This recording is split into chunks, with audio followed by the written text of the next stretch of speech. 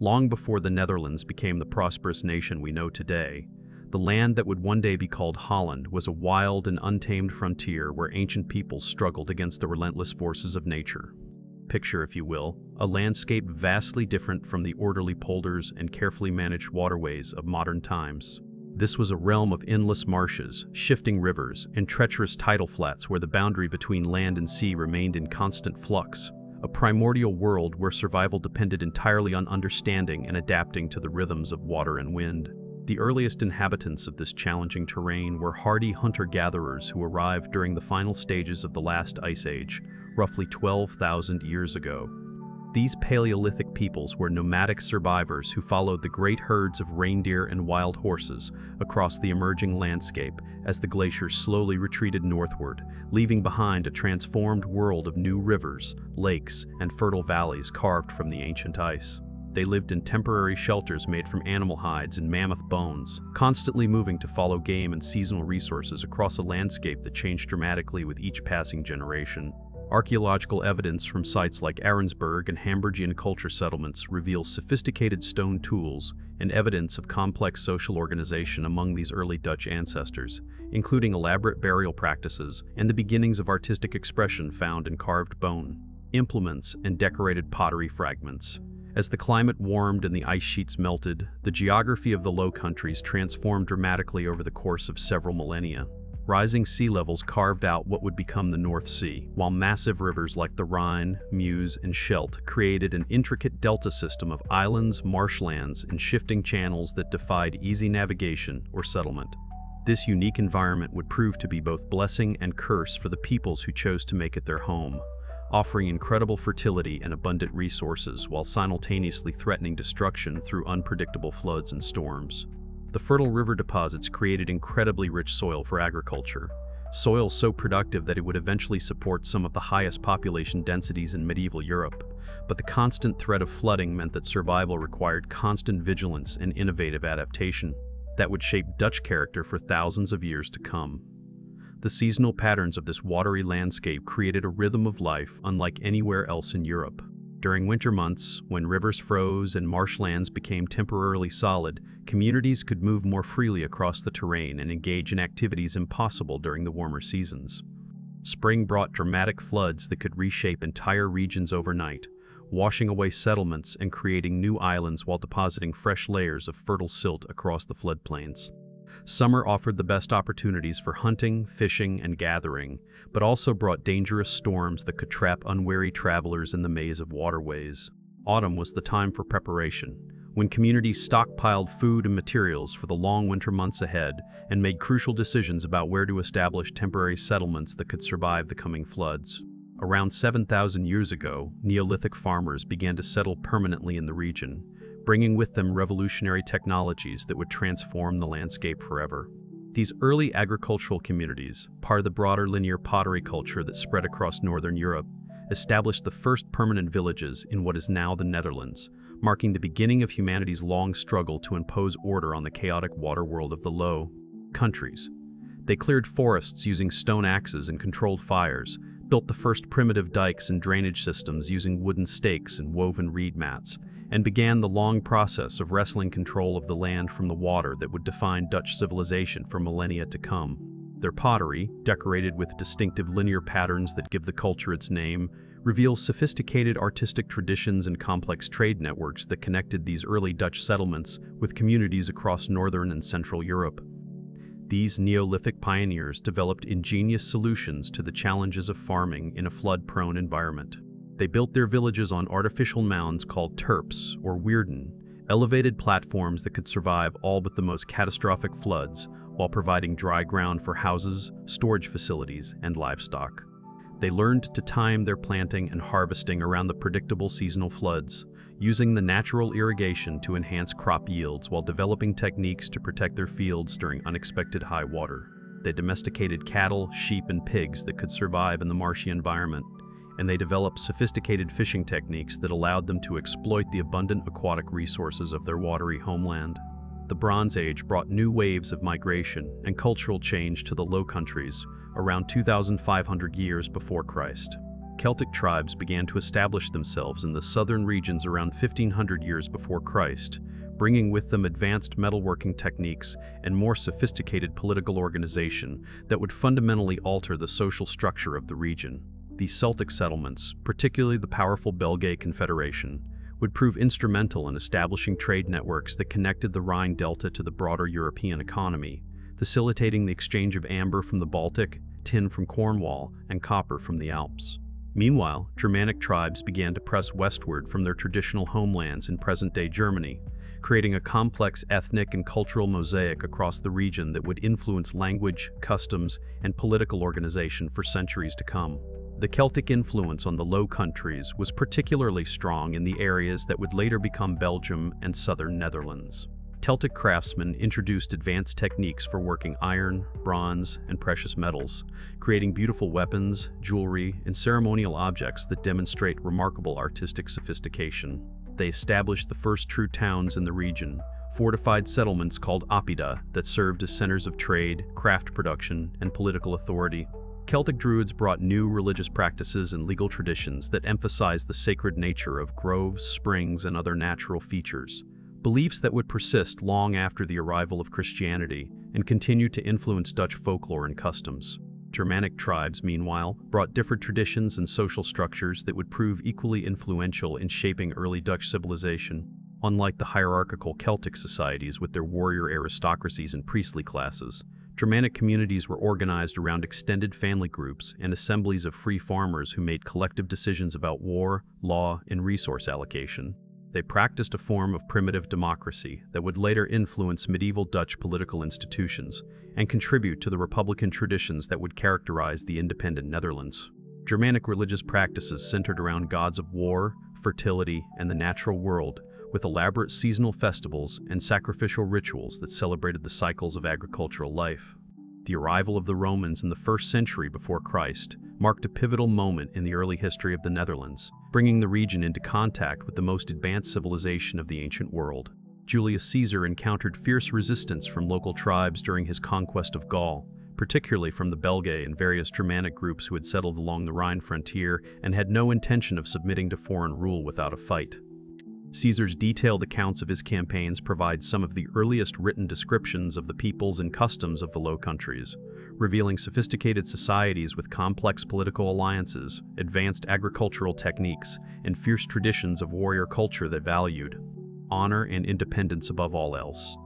The Romans established their northern boundary along the Rhine River, creating a fortified frontier known as the Limes Germanicus that would define the region's political geography for over 4 centuries and leave an indelible mark on Dutch civilization. This frontier was not merely a military barrier but a complex zone of cultural exchange where Roman and Germanic traditions blended to create new forms of art, architecture, religion, and social organization. Roman soldiers stationed along the frontier often married local women and settled permanently in the region after their military service, creating mixed communities that combined the best elements of both cultures while maintaining their own distinct identities. Under Roman rule, the southern portions of the Netherlands experienced unprecedented development and prosperity that transformed the region from a collection of tribal territories into a sophisticated provincial economy.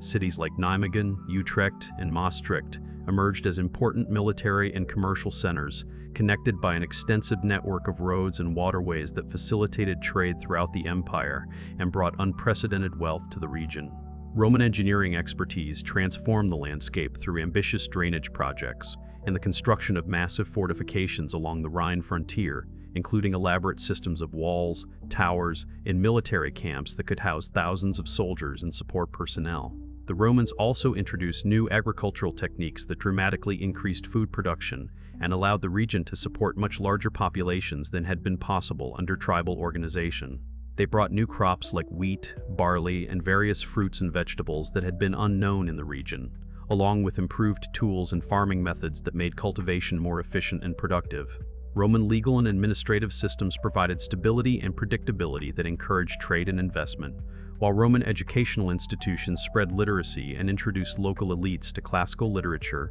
philosophy, and scientific knowledge. The northern regions, however, remained largely outside direct Roman control inhabited by the proud and fiercely independent Frisians who had adapted perfectly to life in the coastal marshlands. The Frisians, a Germanic people with their own distinct language and customs, maintained their independence through a combination of fierce resistance and the natural protection offered by their waterlogged homeland, which Roman armies found almost impossible to penetrate or control.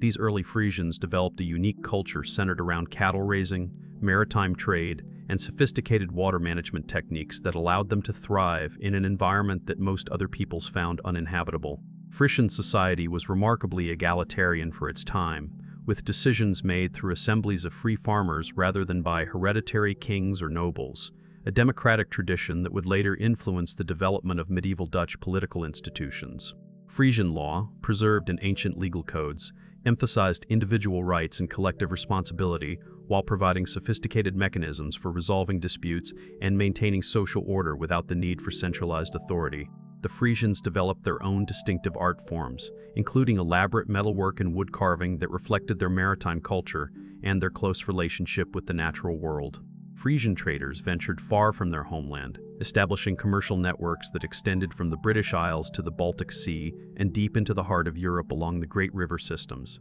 They were among the first Europeans to develop truly seaworthy vessels capable of handling the rough conditions of the North Sea, and their reputation as skilled sailors and honest merchants made them welcome in ports throughout northern Europe. Frisian merchants dealt in a wide variety of goods, including amber, furs, fish, salt, and livestock, while also serving as intermediaries in the trade between Roman territories and the unconquered Germanic regions beyond the frontier. As Roman power began to weaken in the 4th and 5th centuries after Christ, new waves of Germanic migration swept across the Low Countries, fundamentally altering the ethnic and cultural composition of the region. The Franks, originally from the Middle Rhine region, gradually expanded westward and established themselves as the dominant power in the southern Netherlands, bringing with them new forms of political organization and military techniques that would shape medieval European civilization. The Saxons, meanwhile, settled primarily in the eastern regions, while the Frisians maintained control of the coastal areas from present-day Belgium all the way to Denmark, creating a complex patchwork of peoples and cultures that would influence Dutch development for centuries to come. The collapse of Roman authority created a power vacuum that would be filled by these Germanic tribes, each bringing their own customs, laws, and social structures that would blend and compete in the centuries that followed. The Franks proved to be the most successful at establishing lasting political institutions,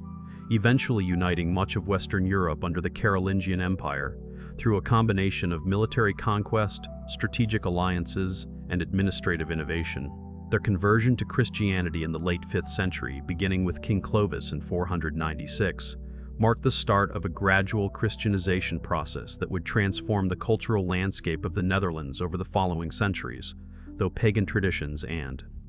beliefs would persist for many generations, often blending with Christian practices to create distinctive local religious customs. The Frankish kingdom reached its zenith under Charlemagne, who was crowned Holy Roman Emperor in 800, creating a vast European empire that represented the first successful attempt to unite the continent since the fall of Rome. His vast empire stretched from the Atlantic Ocean to the Danube River, encompassing virtually all of what would later become the Netherlands, and establishing the political framework that would govern medieval Europe for centuries. Charlemagne's administrative reforms divided his territory into counties and duchies, establishing the feudal framework that would govern medieval Europe for centuries, while creating the basic territorial divisions that would influence Dutch political development long after the empire's collapse. The Low Countries were organized into several important administrative units under Carolingian rule, including the counties of Holland, Flanders, and Brabant, and the duchies of Gelre and Limburg, each with its own distinct character and traditions that would persist throughout the medieval period.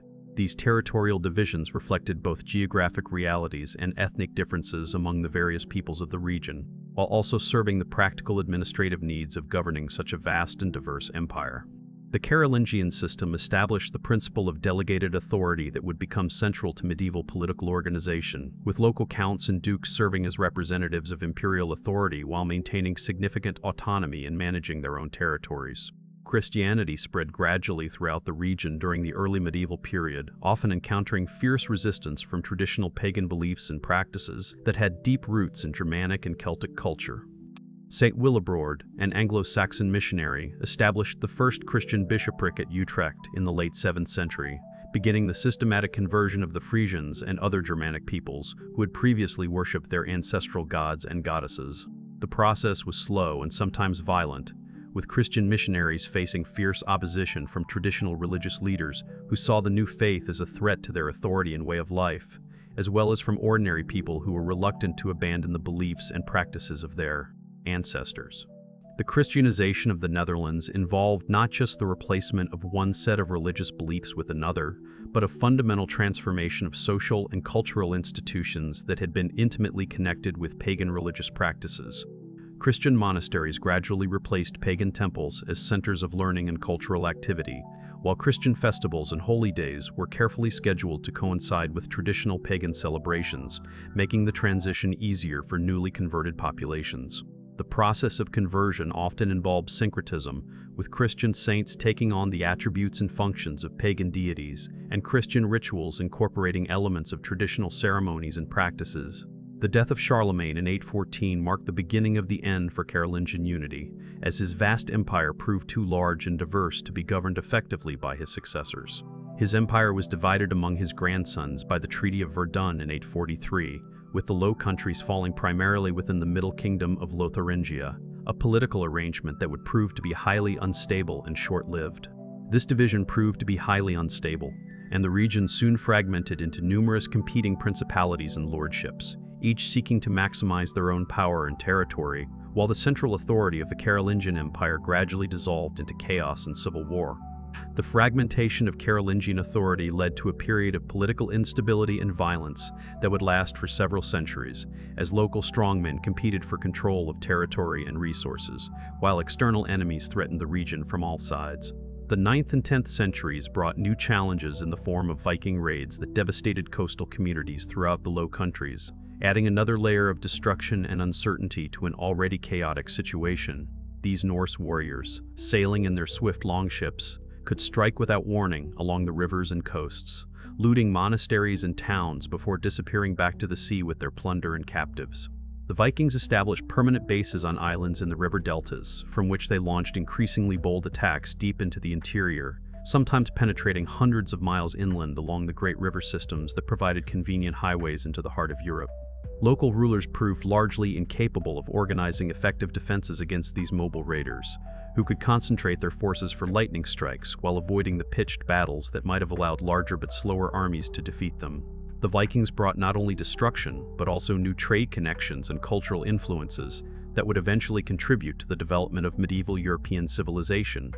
though their immediate impact was overwhelmingly negative for the communities they attacked. The threat of Viking invasion accelerated the development of feudalism throughout the region, as people sought protection from powerful lords who could provide some measure of security in an increasingly dangerous world. Local nobles built fortified castles and established networks of mutual defense agreements with their neighbors, creating a complex web of military alliances and obligations that would become the foundation of medieval political organization. Peasant farmers sought protection from powerful lords in exchange for military service and agricultural labor, giving up their freedom and independence in return for the promise of security and protection from external threats. This feudal system created a complex web of personal loyalties and obligations that would dominate medieval Dutch society for centuries,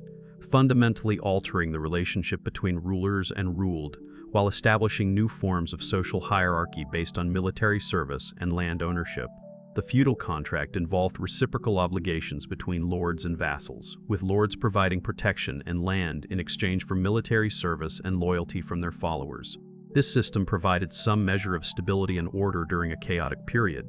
but it also created new forms of inequality and oppression that would generate social tensions throughout the medieval period. By the year 1000, the political landscape of the Low Countries had crystallized into a patchwork of competing territories, each with its own ruler, laws, and customs that reflected the complex history of settlement, conquest, and cultural exchange that had shaped the region over the previous centuries.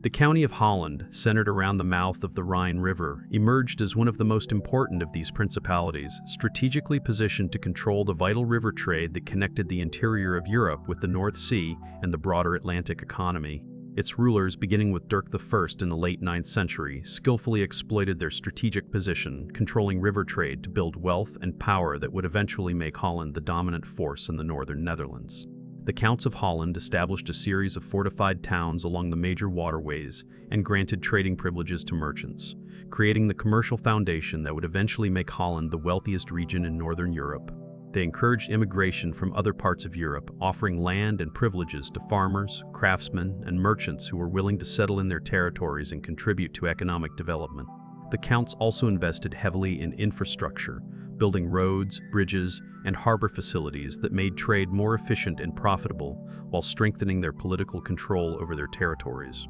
The County of Flanders in the south developed along similar lines but with even greater success in the textile trade, becoming one of the wealthiest and most powerful principalities in medieval Europe. Flemish weavers became renowned throughout Europe for the quality of their cloth, which was made from English wool and exported to markets across the continent, from London to Constantinople and from Stockholm to Seville. Cities like Bruges and Ghent grew into major commercial centers, their wealth funding the construction of magnificent churches, guild halls, and private mansions that still stand today as monuments to medieval prosperity and artistic achievement. The success of Flemish textile production was based on a combination of factors, including access to high-quality raw materials, advanced production techniques, and sophisticated marketing networks that could reach customers throughout the known world. Flemish merchants established trading posts and warehouses in major cities across Europe, while Flemish craftsmen developed new techniques for dyeing, weaving, and finishing cloth that gave their products distinctive qualities that commanded premium prices in international markets. The wealth generated by the textile trade supported not only luxurious lifestyles for successful merchants, but also magnificent artistic and architectural achievements that made Flemish cities centers of medieval culture and learning. The eastern regions of the Netherlands developed somewhat differently, remaining more rural and agricultural in character while still participating in the broader economic and cultural developments of the medieval period. The Duchy of Gelre and the various lordships of Overijssel and Drenthe were characterized by extensive forests, heathlands, and agricultural estates worked by peasant farmers who lived in small villages and isolated farmsteads scattered across the landscape. These areas were less densely populated and less commercially developed than the western coastal regions, but they played a crucial role in supplying food and raw materials to the growing urban centers, while maintaining their own distinct cultural traditions and social structures. The eastern regions were also important for their mineral resources, particularly iron ore and salt, which were essential for medieval industry and trade. Ironworking developed into a significant industry in areas like the Veluwe and the Achterhoek, where local craftsmen produced tools, weapons, and household goods that were traded throughout the Low Countries and beyond. Salt production, both from coastal areas and from inland brine springs, provided another important source of wealth and trade connections, as salt was essential for food preservation and was in constant demand throughout medieval Europe. Religious life during the medieval period was dominated by the Catholic Church, which established numerous monasteries and convents throughout the region, creating a network of religious institutions that served multiple functions in medieval society. These religious institutions served not only as centers of worship and learning, but also as major landowners and economic forces in their own right, controlling vast estates and employing thousands of people in agricultural and craft production. Monasteries pioneered many of the agricultural and hydraulic innovations that made intensive farming possible in the challenging Dutch environment, developing new techniques for drainage, crop rotation, and livestock management that increased productivity and supported larger populations. Medieval monasteries also preserved classical learning and promoted literacy during the often turbulent centuries of the early Middle Ages, maintaining libraries and schools that kept alive the intellectual traditions of ancient Greece and Rome, while also developing new forms of scholarship and artistic expression. Monastic scriptoriums produced beautifully illuminated manuscripts that combined religious texts with secular works of history, literature, and science, creating artistic treasures that still inspire admiration today. The monasteries also served as centers of technological innovation, developing new techniques for brewing, metalworking, and construction that would spread throughout medieval society and contribute to economic development. The 11th and 12th centuries witnessed significant economic and demographic growth throughout the Low Countries, as agricultural productivity improved and new lands were brought under cultivation through ambitious drainage and reclamation projects that would become the hallmark of Dutch civilization. Population increased dramatically as agricultural productivity improved and new lands were brought under cultivation through ambitious drainage and reclamation projects, with some areas experiencing population growth of 50% or more in just a few generations. The famous polders, areas of land reclaimed from the sea through the construction of dikes and drainage systems, began to appear during this period, representing one of humanity's first successful attempts to fundamentally reshape the natural environment on a large scale. These engineering marvels required unprecedented cooperation between communities and represented one of humanity's first successful attempts to fundamentally reshape the natural environment on a large scale, demonstrating the collective determination and technical skill that would become characteristic of Dutch society. The construction of polders involved complex engineering projects that required careful planning, massive investments of labor and materials, and sophisticated understanding of hydraulics and soil mechanics. Entire communities had to work together to build and maintain the dikes, drainage canals, and pumping systems that made polder agriculture possible, creating forms of social cooperation and collective decision-making that would influence Dutch political culture for centuries to come.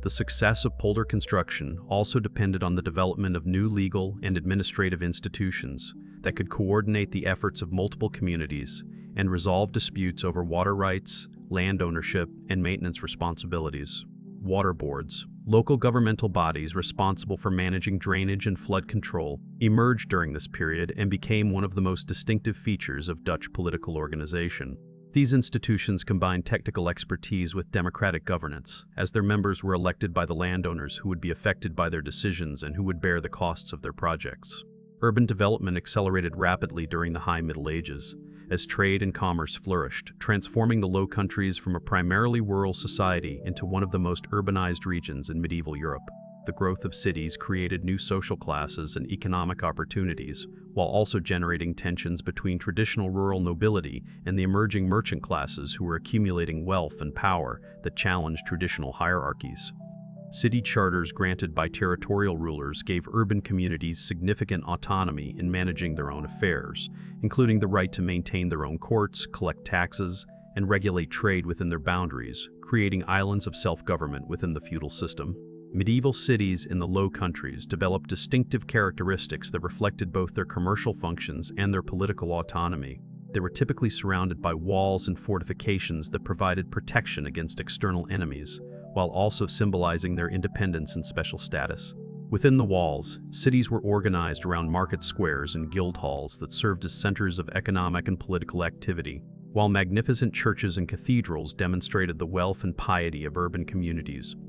The narrow streets and multi-story buildings that characterized medieval Dutch cities reflected the need to make efficient use of limited space within the city walls while accommodating growing populations of merchants, craftsmen, and laborers. The Crusades had a profound impact on the Low Countries, both directly through the participation of local nobles in the military campaigns and indirectly through their effects on trade and cultural exchange that connected the region more closely with the broader Mediterranean world.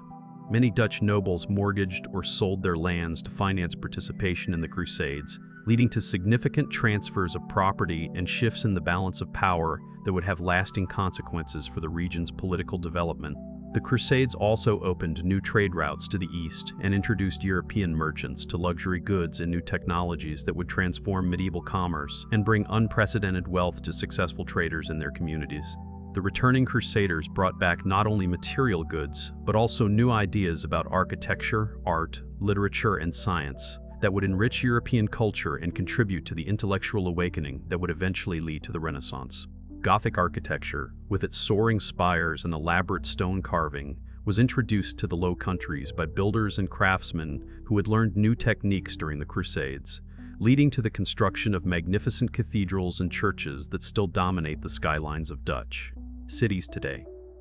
New agricultural techniques, medical knowledge, and mathematical concepts also made their way to the Netherlands through these cultural exchanges, contributing to the economic and intellectual development of the region. By the 13th century, the various principalities of the Low Countries had developed into sophisticated political entities with complex administrative systems and growing commercial networks that connected them to markets throughout Europe and beyond. The Counts of Holland had established their authority over most of the western coastal regions, while the Dukes of Brabant controlled much of the central territory and had built one of the most prosperous economies in medieval Europe. Flanders had become virtually independent under its powerful counts, who rivaled kings in their wealth and influence and maintained diplomatic relations with major European powers as equals rather than subordinates. These territorial rulers competed constantly with one another for control of strategic cities, trade routes, and agricultural lands, engaging in complex diplomatic maneuvering and occasional military campaigns that shaped the political landscape of the region. The competition between different principalities often benefited their subjects,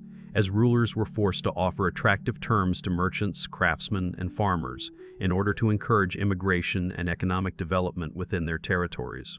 This competitive environment fostered innovation and entrepreneurship, while also creating a tradition of negotiation and compromise that would become characteristic of Dutch political culture. The development of representative institutions during the late medieval period reflected the growing political sophistication of Dutch society and the need for rulers to gain the consent and cooperation of their subjects for major policy decisions. Provincial estates, assemblies of nobles, clergy, and urban representatives began to meet regularly to advise rulers and approve taxation,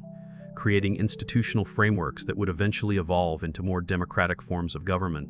These bodies would eventually evolve into powerful checks on princely authority and would play a crucial role in the later struggle for Dutch independence, establishing precedents for representative government that would influence political development throughout Europe. The tradition of consultation and consensus building that characterized these medieval assemblies would become a defining feature of Dutch political culture, reflecting both practical necessity and deeply held beliefs about the rights and responsibilities of rulers and subjects. The complex geography of the Low Countries, with its multiple rivers, islands, and artificial polders, required constant cooperation between different communities and levels of government, making authoritarian rule both impractical and counterproductive. The wealth and independence of Dutch cities and provinces also gave them the resources and motivation to resist arbitrary rule and demand a voice in decisions that affected their interests. Maritime technology advanced significantly during the medieval period, enabling Dutch merchants and fishermen to venture farther from shore and exploit new economic opportunities that would eventually make the Netherlands one of the world's great maritime powers. The development of the cog, a sturdy sailing vessel well suited to North Sea conditions, revolutionized trade and fishing in the region by providing reliable transportation that could handle rough weather and heavy cargo loads. Dutch shipbuilders became renowned throughout Northern Europe for their innovative designs and superior craftsmanship, developing techniques that would eventually lead to the creation of the world's most advanced merchant and naval fleets. The fishing industry, particularly the herring trade, became a major source of wealth and protein for the growing population, supporting entire communities that specialized in catching, processing, and marketing fish throughout Northern Europe. Dutch fishermen developed sophisticated techniques for preserving and transporting their catch, including new methods of salting and smoking that allowed herring to be stored for months without spoiling.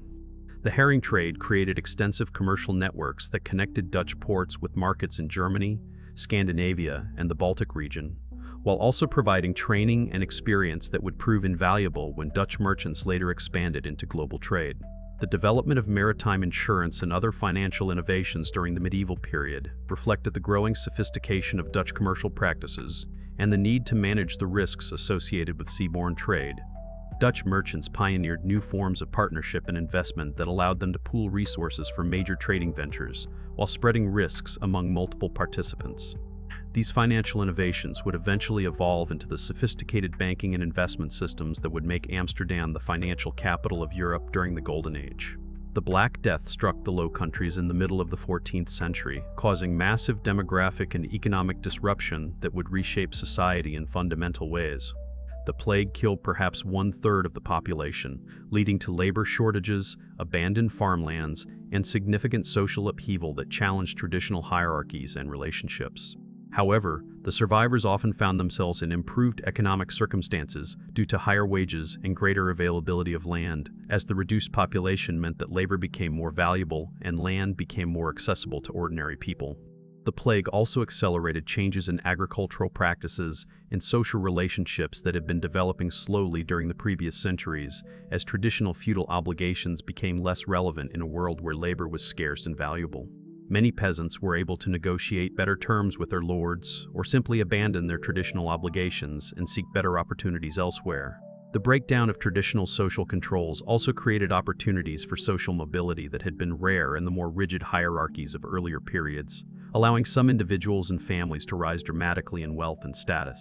The psychological and cultural impact of the Black Death was as significant as its demographic effects, fundamentally altering medieval attitudes toward life, death, and social order. The apparent randomness of the plague's victims challenged traditional beliefs about divine justice and social hierarchy, while the breakdown of normal social relationships created both opportunities and anxieties that would influence European culture for generations. Art and literature from this period reflect a new preoccupation with death and the fragility of human existence, while also showing increased interest in individual experience and personal salvation that would eventually contribute to the Protestant Reformation. Social tensions increased during the later medieval period as economic inequality grew and traditional hierarchies came under pressure from new forms of wealth and power that challenged established authority. Urban revolts, peasant uprisings, and conflicts between different social groups became increasingly common as people demanded greater political participation and economic opportunity. The famous Flemish revolts of the early 14th century, including the Battle of the Golden Spurs in 1302, demonstrated the growing power of urban militias and craft guilds in challenging traditional noble authority and defending their communities against external threats. These social conflicts reflected deeper changes in medieval society, as the growth of trade and urban life created new forms of wealth and power that did not fit easily into traditional feudal hierarchies. Successful merchants and skilled craftsmen accumulated resources that rivaled those of traditional nobles, while their economic activities created new forms of social organization based on voluntary association rather than inherited status. Guild systems, which organized craftsmen and merchants according to their trades, became powerful political forces that could challenge both noble and royal authority while providing their members with economic security and political representation. The development of sophisticated financial institutions during the later Middle Ages reflected the growing complexity of the Dutch economy and the need for new mechanisms to facilitate trade and investment on an unprecedented scale. Italian banking techniques spread northward, and local merchants developed new methods of credit, insurance, and international exchange that made large-scale commerce more efficient and less risky. The Hanseatic League, a powerful confederation of trading cities, established important commercial relationships with Dutch ports, further integrating the region into the broader European economy while providing models for commercial cooperation and political organization that would influence Dutch development for centuries. Dutch participation in the Hanseatic League provided access to markets throughout Northern Europe while also exposing Dutch merchants to advanced commercial practices and technologies that they would adapt and improve upon. The League's emphasis on free trade, standardized weights and measures, and peaceful resolution of commercial disputes appealed to Dutch merchants and political leaders who were already developing similar approaches to economic and political organization. The experience of participating in this international commercial network would prove invaluable when the Dutch later developed their own global trading empire. Cultural and intellectual life flourished during the later medieval period, particularly in the urban centers of Flanders and Brabant, where wealth and political stability created conditions favorable to artistic and scholarly achievement. The development of vernacular literature, the growth of lay education, and the emergence of new artistic styles reflected the increasing sophistication of Dutch society and the growing confidence of urban communities in their own cultural traditions. The Devotio Moderna, a religious reform movement that originated in the Netherlands, emphasized personal piety and practical spirituality while promoting education and literacy among ordinary people, contributing to the intellectual awakening that would eventually lead to the Protestant Reformation.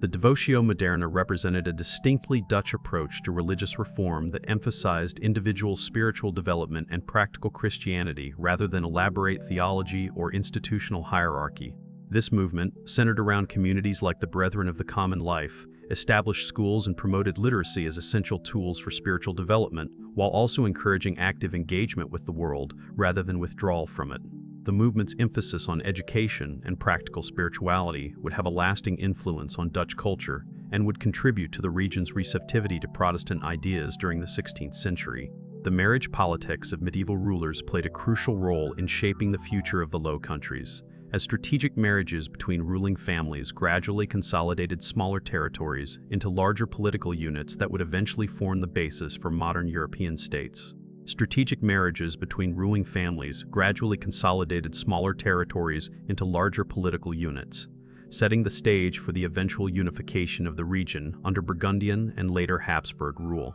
The complex web of inheritance claims and dynastic relationships that resulted from these marriages would have profound consequences for Dutch history in the centuries to come. ultimately leading to the foreign domination that would provoke the Dutch revolt and the struggle for independence. These dynastic marriages were carefully calculated political moves designed to increase territory, wealth, and power, while avoiding costly military campaigns that might devastate the very territories being sought. However, they also created complex legal and political situations that could lead to disputed successions, civil wars, and foreign intervention when inheritance claims conflicted, or when marriages failed to produce the expected heirs. The intricate web of relationships that developed between European royal and noble families during the medieval period would continue to influence European politics well into the modern era. As the medieval period drew to a close, the Low Countries had been transformed from a collection of primitive tribal territories into a sophisticated network of prosperous principalities that ranked among the wealthiest and most advanced regions in Europe. The stage was set for the next great chapter in Dutch history, as ambitious foreign rulers would seek to unite these wealthy territories under their control and exploit their commercial potential for their own imperial ambitions, setting up the conflicts that would eventually lead to the Dutch struggle for independence and the creation of the modern Netherlands. The Burgundian period began in earnest when Philip the Bold, Duke of Burgundy, acquired the County of Flanders through marriage in 1384, marking the beginning of a systematic campaign by the Burgundian dukes to unite the various principalities of the Low Countries under their rule, through a combination of military force, diplomatic maneuvering, and strategic marriages. This marked the beginning of a systematic campaign by the Burgundian dukes to unite the various principalities of the Low Countries under their rule, using every available tool of medieval statecraft to build a unified territory that could compete with the great kingdoms of France and England. Philip's successors, John the Fearless and Philip the Good, continued this policy of territorial expansion through a combination of military conquest, strategic marriages, and diplomatic maneuvering that gradually brought most of the Low Countries under Burgundian control. Philip the Good proved to be the most successful of the Burgundian rulers in consolidating control over the Low Countries, demonstrating remarkable political skill and strategic vision in his long campaign to unite the region under his authority. During his long reign from 1419 to 1467, he acquired Holland, Zeeland, Hainaut, Brabant, and numerous smaller territories through a combination of inheritance, purchase, conquest, and diplomatic negotiation that demonstrated the full range of medieval statecraft. His court at Brussels became one of the most magnificent in Europe, attracting artists, scholars, and diplomats from across the continent,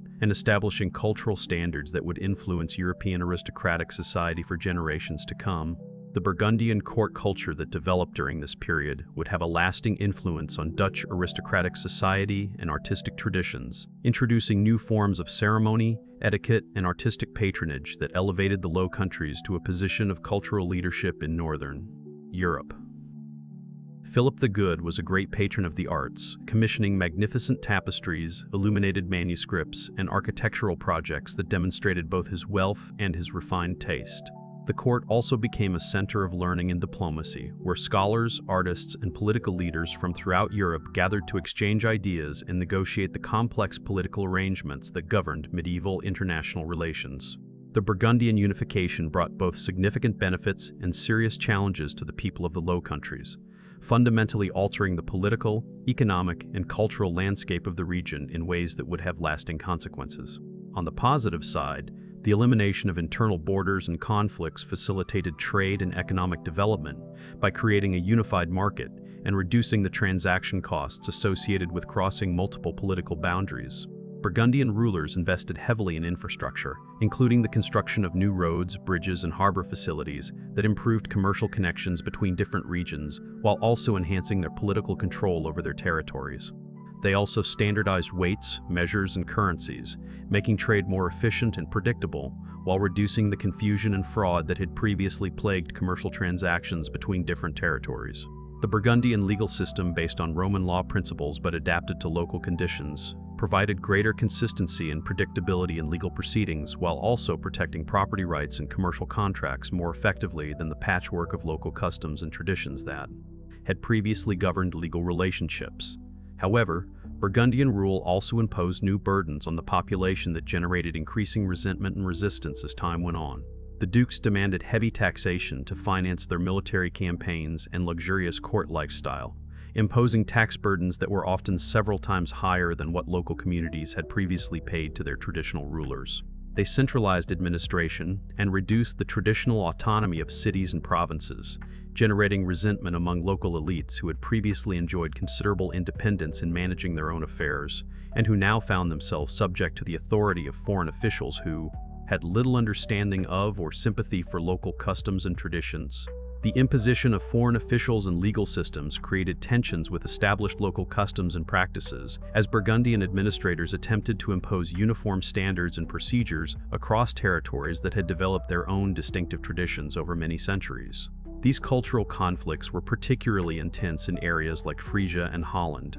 where local communities had strong traditions of self-government and democratic decision-making that conflicted with the hierarchical and centralized approach favored by Burgundian rulers. Charles the Bold, who ruled from 1467 to 1477, represented the pinnacle of Burgundian ambition and the beginning of its downfall, as his aggressive expansionist policies and grandiose dreams of creating a unified kingdom ultimately proved to be beyond the resources and capabilities of even the wealthy Burgundian state. His aggressive expansionist policies and attempts to create a unified kingdom between France and the Holy Roman Empire ultimately proved disastrous, as they involved the Burgundian territories in costly military campaigns that drained their resources while generating powerful enemies who were determined to prevent the creation of a new major power in the heart of Europe. Charles the Bold's military campaigns against Switzerland, Lorraine, and other territories demonstrated both the strengths and weaknesses of the Burgundian state, as his well-equipped and disciplined armies proved capable of winning individual battles but could not sustain the prolonged military efforts required to conquer and hold distant territories. His death at the Battle of Nancy in 1477 left only his young daughter Mary as heir, creating a succession crisis that would reshape the political landscape of Europe and ultimately lead to the incorporation of the Low Countries into the vast Habsburg Empire. Mary of Burgundy's marriage to Maximilian of Austria in 1477 brought the Low Countries into the Habsburg sphere of influence, with consequences that would dominate Dutch history for the next century and ultimately lead to the conflicts that would produce Dutch independence. Maximilian faced immediate challenges from French attempts to seize Burgundian territories and from local rebellions against Habsburg rule, as many communities in the Low Countries resented the prospect of being governed by a foreign dynasty that had no historical connection to the region and little understanding of its traditions and needs. The great privilege that Mary was forced to grant in 1477 restored many traditional rights and privileges to the provinces and cities, representing a temporary victory for local autonomy against centralized authority. However, Habsburg rulers would spend decades trying to reverse these concessions and establish the kind of centralized control that they exercised in their other territories, setting up the conflicts that would eventually lead to the Dutch Revolt and the struggle for independence. The reign of Charles V, who inherited the Low Countries in 1515, marked the height of Habsburg power and the beginning of the conflicts that would eventually lead to Dutch independence, as his vast imperial ambitions created tensions and burdens that would ultimately prove incompatible with the traditions and interests of the Dutch people. Charles united the Spanish kingdoms with the Holy Roman Empire and the Burgundian inheritance, creating a vast European empire that stretched from Spain to Austria and from Italy to the Netherlands, making him the most powerful ruler in Europe since Charlemagne. The Low Countries became the wealthiest and most strategically important part of this empire, generating enormous revenues through trade and taxation that financed Charles's military campaigns and imperial ambitions throughout Europe and the Mediterranean. Under Charles V, the Low Countries experienced unprecedented economic growth and cultural flowering that made the region one of the most prosperous and sophisticated parts of Europe. The port of Antwerp became the commercial capital of Northern Europe, handling vast quantities of goods from across the known world and serving as the financial center for much of European trade. Spanish silver from the Americas flowed through Antwerp's markets, financing trade networks that extended from the Baltic to the Mediterranean, while also funding the artistic and cultural achievements that made the Low Countries a center of Renaissance civilization. The population of the major cities grew rapidly during this period, with some urban centers doubling or even tripling in size as merchants, craftsmen, and laborers flocked to take advantage of new economic opportunities. New urban centers emerged to handle the expanding volume of commerce, while existing cities expanded beyond their medieval walls and developed new neighborhoods and suburbs that reflected the growing wealth and sophistication of urban society. The architectural and artistic achievements of this period, including the works of painters like Pieter Bruegel and architects like Rombout Keldermans, demonstrated the cultural vitality and economic prosperity that characterized the Low Countries under early Habsburg rule. The Protestant Reformation reached the Low Countries in the 1520s and 1530s, creating religious tensions that would eventually contribute to political rebellion and fundamentally alter the cultural and political landscape of the region. Lutheran ideas spread quickly among urban populations, particularly among merchants and artisans who were already questioning traditional authority structures, and who found Protestant emphasis on individual faith and direct relationship with God appealing and liberating. The printing press, which had been invented in nearby Mainz and quickly adopted in Dutch cities, facilitated the rapid spread of Protestant literature and ideas, making it impossible for authorities to control the flow of information and religious discussion. Protestant ideas appealed to many people in the Low Countries for both religious and political reasons, as they offered not only new approaches to salvation and spiritual life, but also implicit challenges to the hierarchical authority structures that governed both church and state. The Protestant emphasis on individual conscience and direct access to religious truth conflicted with the Catholic Church's claims to exclusive authority in matters of faith and morals, while Protestant theories about the relationship between rulers and subjects raised questions about the legitimacy of arbitrary government and the rights of people to resist unjust authority. Charles V initially attempted to suppress Protestant heresy through the Spanish Inquisition, which he established in the Low Countries in 1522 as part of his broader effort to maintain religious unity throughout his vast empire. The Inquisition's harsh methods and foreign character generated widespread resentment, even among Catholics who remained loyal to the old faith, but who objected to the brutal and arbitrary methods used to enforce religious conformity. Public executions of Protestant martyrs created sympathy for the Reform movement and increased opposition to Spanish rule, while the Inquisition's interference in local legal and religious traditions offended communities that had long been accustomed to managing their own affairs with minimal outside interference. The emperor's attempts to centralize religious authority conflicted with the traditional autonomy of local churches and religious institutions, many of which had enjoyed considerable independence in managing their own affairs and had developed distinctive local traditions that did not conform to the standardized practices favored by the Spanish authorities. These conflicts over religious authority became intertwined with broader political disputes over taxation, administration, and local autonomy, creating a complex web of grievances that would eventually contribute to open rebellion against Spanish rule. The abdication of Charles V in 1556 and the accession of his son Philip II marked a turning point in the relationship between Spain and the Low Countries, as the new king's policies and personality proved to be much less suited to governing the complex and diverse territories of the Netherlands. Philip, unlike his cosmopolitan father who had been born in the Low Countries and understood their traditions and sensibilities, was thoroughly Spanish in outlook and had little understanding of or sympathy for Dutch customs and traditions. His attempts to impose Spanish administrative methods and religious orthodoxy on the Netherlands generated increasing resistance from local elites and common people alike, who saw these policies as threats to their traditional rights and freedoms. Philip's approach to governing the Low Countries reflected his belief that uniformity and centralized control were essential for effective rule, a philosophy that conflicted fundamentally with the traditions of local autonomy and diversity that had characterized the region for centuries. His preference for Spanish advisors and administrators over local officials offended Dutch nobles and urban leaders who expected to play important roles in governing their own territories, while his religious policies threatened not only Protestants but also Catholics who valued their traditional religious practices and local customs. The appointment of Cardinal Granvelle as chief minister in the Low Countries symbolized Philip's heavy-handed approach to governing his northern provinces and his determination to impose Spanish standards and methods throughout his empire. Granvelle's attempts to reorganize the church hierarchy, increase taxation, and reduce the power of traditional noble families created a broad coalition of opposition that cut across religious and social lines, uniting Catholics and Protestants, nobles and commoners, in resistance to Spanish policies. Even Catholic nobles like the Count of Egmont and the Prince of Orange began to question Spanish policies and demand greater respect for traditional privileges and customs, setting the stage for the broader rebellion that would eventually follow. Granvelle's reorganization of the church hierarchy was particularly controversial because it reduced the power and influence of traditional noble families who had long controlled important church positions and used them to maintain their political and economic influence. The creation of new bishoprics and the appointment of Spanish or pro-Spanish clergy to important positions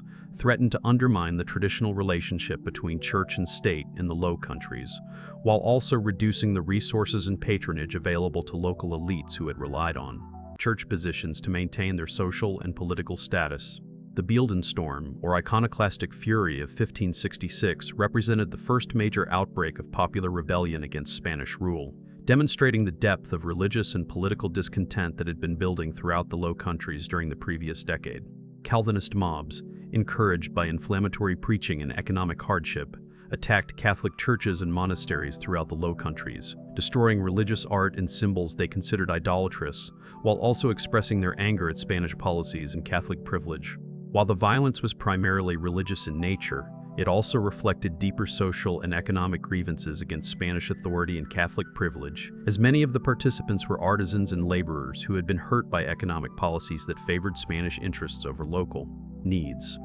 The iconoclastic uprising spread rapidly throughout the Low Countries, suggesting that it represented more than just spontaneous religious violence, but rather a coordinated expression of popular discontent with Spanish rule. The targets of the violence were carefully chosen to maximize symbolic impact while minimizing direct confrontation with Spanish military forces, indicating a level of planning and organization that suggested broader political purposes behind the religious rhetoric. The uprising also demonstrated the weakness of Spanish authority in the Low Countries, as local officials proved incapable of maintaining order or protecting Catholic institutions from popular violence. Philip II's response to the iconoclastic uprising was swift and brutal, reflecting his determination to crush all opposition to his authority and establish the kind of centralized control that he believed was necessary for effective government. He dispatched the Duke of Alba with a large army to restore order and punish the rebels, giving him virtually unlimited authority to use whatever methods he deemed necessary to suppress the rebellion and prevent future uprisings. Alba's reign of terror from 1567 to 1573, implemented through the notorious Council of Troubles or Council of Blood, resulted in thousands of executions and the confiscation of enormous amounts of property, demonstrating Philip's willingness to use extreme violence to maintain his authority. The execution of the Counts of Egmont and Horn in 1568 shocked European public opinion and demonstrated Philip's determination to crush all opposition to his authority, regardless of the social status or previous loyalty of those who challenged his policies. These executions were particularly significant because both men had been loyal Catholics and had served the Spanish crown faithfully for many years, suggesting that Philip was willing to sacrifice even his most devoted supporters if they questioned his authority or policies. The executions also eliminated two of the most prominent leaders of the moderate opposition, leaving the field open for more radical leaders who were committed to armed resistance rather than negotiation and compromise. The harsh repression under Alba's rule had the opposite effect of what Philip intended, demonstrating the limits of military force in governing a complex and sophisticated society that valued its traditional rights and freedoms. Instead of crushing resistance, it radicalized opposition and created widespread support for armed rebellion among people who had previously hoped that their grievances could be resolved through negotiation and compromise. The sea beggars, Protestant privateers operating from English ports, began launching raids against Spanish shipping in coastal towns, gradually escalating their activities from piracy and harassment to organized military operations aimed at liberating Dutch territory from Spanish control. Their capture of Brielle in 1572 marked the beginning of the successful Dutch revolt that would eventually lead to independence, as it provided the rebels with their first secure base of operations and demonstrated that Spanish forces could be defeated by determined and well-organized resistance. The success at Brielle encouraged other cities and regions to join the rebellion, creating a snowball effect that would eventually encompass most of the northern provinces and establish the foundation for the independent Dutch Republic. William of Orange emerged as the natural leader of the Dutch resistance during this crucial period, combining the political skills, moral authority, and strategic vision necessary to transform a collection of local grievances and uprisings into a coherent independence movement. His gradual evolution from loyal Catholic nobleman to Protestant rebel leader reflected the broader transformation of Dutch society under Spanish pressure, as people who had initially hoped for reform and compromise gradually came to believe that only complete independence could protect their rights and freedoms. William's political skill, military experience, and moral authority made him the focal point for opposition to Spanish rule. while his ability to unite different regions, social classes, and religious groups behind the common goal of independence proved crucial to the ultimate success of the Dutch. His famous declaration that he could not approve of princes who wished to rule over the consciences of their subjects articulated the fundamental principle that would drive the independence struggle, establishing the idea that legitimate government required the consent of the governed and could not extend to matters of personal belief and conscience. This principle would become central to the political philosophy of the Dutch Republic and would influence the development of democratic and liberal political traditions throughout Europe and the Americas. The Union of Utrecht in 1579 created the political framework for Dutch independence by uniting 7 northern provinces in a defensive alliance against Spanish rule, establishing the basic structure of what would become the Dutch Republic. This agreement established the basic structure of what would become the Dutch Republic, with each province maintaining considerable autonomy while cooperating in matters of defense and foreign policy, creating a federal system that balanced local independence with collective security. The Act of Abjuration in 1581 formally declared independence from Spanish rule and justified rebellion on the grounds that Philip had violated his obligations as a sovereign, establishing the principle that rulers who failed to protect the rights and welfare of their subjects forfeited their claim to obedience and loyalty. The assassination of William of Orange in 1584 by a Catholic fanatic removed the most important leader of the Dutch cause at a critical moment in the independence struggle, creating a leadership crisis that threatened to undermine the entire rebellion. However, his death also transformed him into a martyred symbol of Dutch freedom and strengthened rather than weakened the resolve of his followers, who were determined to continue the struggle in his memory and to achieve the independence for which he had sacrificed his life. His son Maurice of Nassau proved to be an even more capable military leader, introducing tactical innovations that revolutionized European warfare and enabled the small Dutch army to compete successfully against much larger Spanish forces. Maurice's military reforms created Europe's first truly professional army, with standardized training, equipment, and tactics that gave Dutch forces significant advantages over their opponents, while also establishing new standards for military organization that would be copied throughout Europe. The development of new siege techniques and the systematic fortification of Dutch cities made it increasingly difficult for Spanish armies to achieve decisive victories, while the superior mobility and firepower of Dutch forces allowed them to choose when and where to fight while avoiding the kind of pitched battles that might have allowed larger Spanish armies to overwhelm them through sheer numbers. The period from 1585 to 1609 witnessed the gradual consolidation of Dutch independence through a series of military victories and diplomatic successes that established the new republic as a major European power. The development of new financial institutions, including the Amsterdam Exchange Bank and the Dutch East India Company, provided the capital needed to finance the long war against Spain, while also laying the foundation for the commercial empire that would make the Netherlands one of the world's wealthiest nations. The truce period from 1609 to 1621 provided crucial breathing space that allowed the Dutch Republic to consolidate its gains and develop its institutions, while the final recognition of independence in 1648 marked the successful conclusion of one of Europe's longest and most significant independence struggles. The successful conclusion of the 80 Years' War in 1648 marked the beginning of what historians universally recognize as the Dutch Golden Age, a period of unprecedented prosperity and cultural achievement that would establish the Netherlands as one of Europe's most influential powers.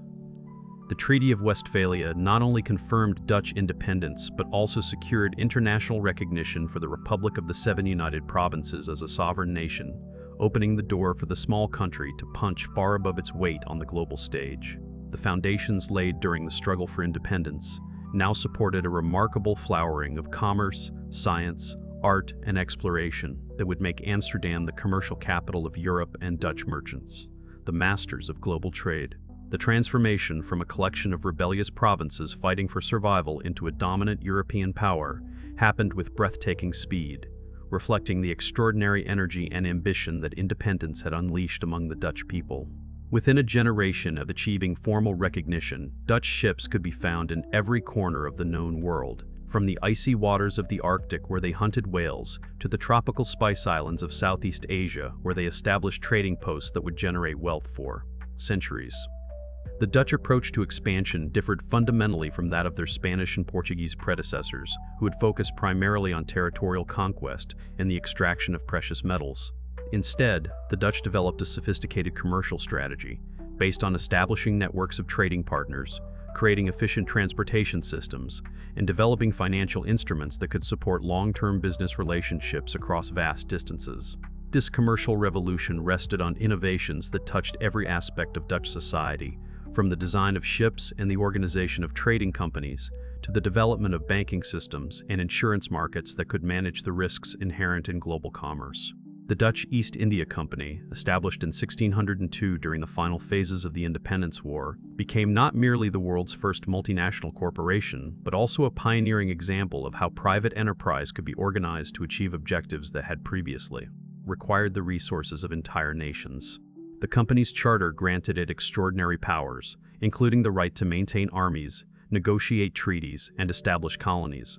effectively making it a state within a state that could pursue Dutch commercial interests with remarkable flexibility and efficiency. The company's success rested on innovative financial structures that represented a complete departure from traditional methods of funding overseas ventures, which had typically relied on wealthy individuals or royal treasuries willing to risk enormous sums on uncertain enterprises. Instead, the Dutch East India Company sold shares to ordinary citizens, allowing thousands of people to invest modest amounts in overseas trade and creating the world's first modern stock market in Amsterdam. This democratization of investment not only provided the company with unprecedented access to capital, but also created a broad base of popular support for Dutch expansion, as ordinary citizens now had a direct financial stake in the success of Dutch merchants operating in distant lands. The Amsterdam Stock Exchange became far more than a simple marketplace for buying and selling company shares, evolving into a sophisticated financial center that attracted investors and entrepreneurs from across Europe and beyond.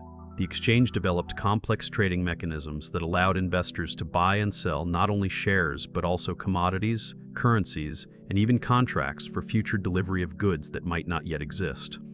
These innovations created new forms of wealth and new opportunities for both profit and loss, while also providing Dutch merchants with financial tools that gave them significant advantages over competitors who still relied on more traditional and limited sources of funding. Dutch banking houses complemented the stock exchange by developing credit instruments and insurance mechanisms that could support international commerce on an unprecedented scale.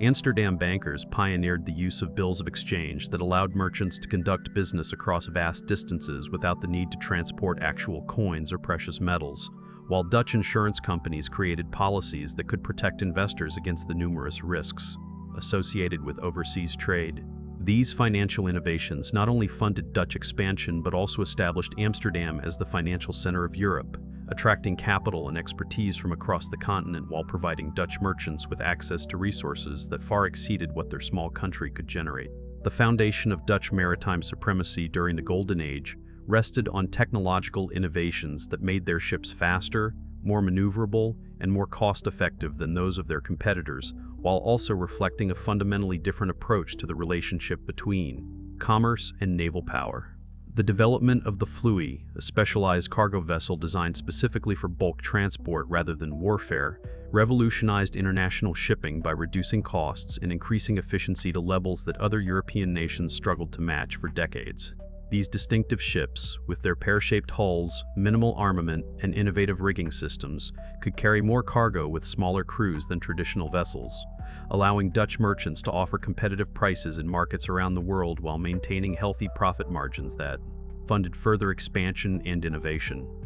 The design philosophy behind the Fluit reflected broader Dutch attitudes toward the use of force in international relations, emphasizing efficiency and profit over displays of power or territorial conquest. While Spanish and Portuguese ships bristled with cannons and carried large crews of soldiers, Dutch vessels were designed primarily for commerce, with just enough defensive capability to protect themselves against pirates and privateers. This approach allowed Dutch merchants to operate with lower overhead costs and greater cargo capacity, advantages that proved decisive in competitive markets where small differences in price could determine success or failure. The Dutch merchant fleet grew with remarkable speed to become the largest in the world, with contemporary estimates suggesting that Dutch ships carried more than half of all European seaborne trade during the mid-17th century.